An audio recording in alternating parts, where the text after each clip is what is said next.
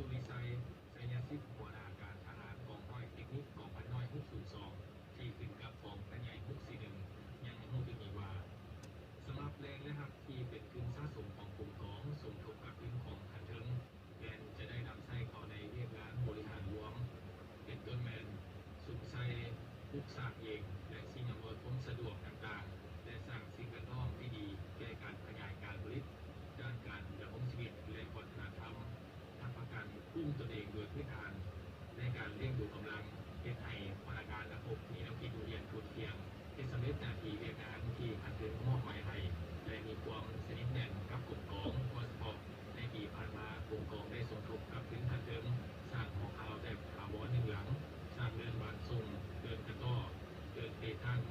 สร้างป้ายคำขวัญทางเข้ากลุ่มกองและปลูกสร้างทางเก็บน้ำสำหรับการนำไว้ทับใส่เขาในชีวิตการเป็นอยู่ประจำวันของพนักงานระบบและเรียกงานอื่นอีก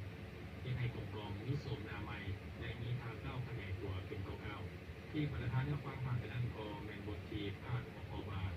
กองห้อยเทคนิคกองพันน้อย602ที่เป็นกับกองพันใหญ่641ว่ามีทางก้าวขยายตัวหลายด้านที่นี่สถานีวิทยุกระจายเสียงของทัพภาษาส่วนลาวทำให้มีหมดเพียงเท่านี้คำสุขสุขสวรรค์และแสงเดวีสัญญาจันทร์อ่านสบายดี